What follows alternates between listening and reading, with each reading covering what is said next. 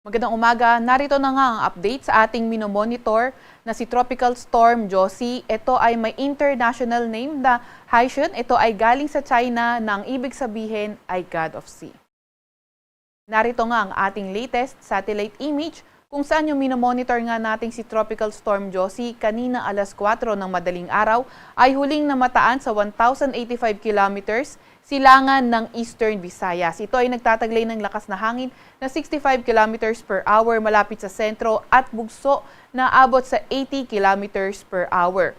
Kumikilos sa direksyong northwest sa bilis na 25 kilometers per hour. Sa susunod na slide, ipapakita na nga natin yung track forecast netong si Bagyong Josie. Samantalang southwest monsoon naman o habagat ang nakakaapekto sa may kanlurang bahagi ng Northern Luzon. Maliban nga dito, kay Tropical Storm Josie, wala na tayong ibang minomonitor na low pressure area or bagyo sa loob or malapit sa ating Philippine Area of Responsibility. Narito nga yung track forecast natin kay Bagyong Josie. So inaasahan natin, generally kikilos ito sa direksyong Hilaga until tomorrow and then afterwards, ito ay kikilos na sa direksyong northeastward throughout the forecast period. Inaasahan nga din natin na since napakalapit itong si Josie sa boundary ng ating PAR line, ay lalabas na rin agad ito ng ating Philippine Area of Responsibility tonight or tomorrow morning. In the next 12 hours, inaasahang hihina itong si Josie at magiging isa na lamang tropical depression and by tomorrow, posibleng isa na nga lamang itong low pressure area. Iyan ay dahil sa unfavorable condition. Sa ngayon naman, walang direktang epekto itong si Josie sa anumang parte ng ating bansa, pero ang southwest monsoon o habagat ay magdadala ng mga bugso ng mga malalakas na hangin ngayong araw sa Ilocos Region, sa may Cordillera Administrative Region, Cagayan Valley, Central Luzon, sa may Cavite, sa may Batangas, sa may Occidental Mindoro. By tomorrow naman, inaasahan yung mga bugso ng mga malalakas na hangin sa Ilocos Region, sa may Abra, sa may Apayao, sa may Zambales, Bataan, Batangas, sa may Bataan, Batanes at Babuyan Islands.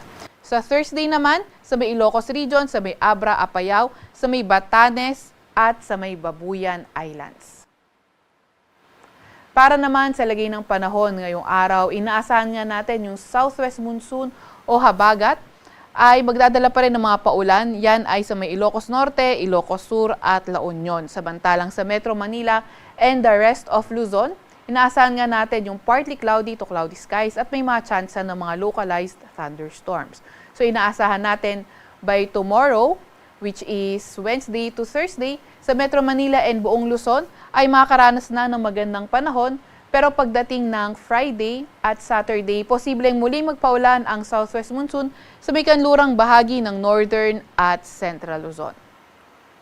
Agwat ng temperatura ngayong araw sa Metro Manila ay 24 to 32 degrees Celsius, 25 to 32 degrees Celsius sa may Legazpi, at 17 to 24 degrees Celsius naman sa may Baguio.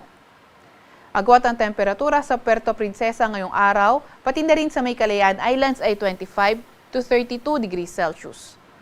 Para naman sa lagay ng panahon sa Visayas at Mindanao, inaasahan nga rin natin yung fair weather condition at may mga tsansa ng mga localized thunderstorms. Inaasahan magpapatuloy yung ganitong panahon in the next at least 3 to 5 days. Pero since malayo nga yung span of 5 days, so posible pa ito magbago kaya patuloy pa rin tayong mag-aantabay sa mga update na ilalabas ng Pag-asa. Agwat ng temperatura ngayong araw sa Cebu at Tacloban ay 25 to 32 degrees Celsius. 24 to 32 degrees Celsius naman sa Iloilo at Cagayan de Oro at 25 to 33 degrees Celsius naman sa may Davao. Sa kasalukuyan, wala pa rin naman tayong gale warning sa kahit anong dagat baybay ng ating bansa. At yan nga muna ang pinakahuli sa minomonitor nga nating si Bagyong Josie. Mula sa Weather Forecasting Center ng Pag-asa, Veronica C. Torres, nag-uulat.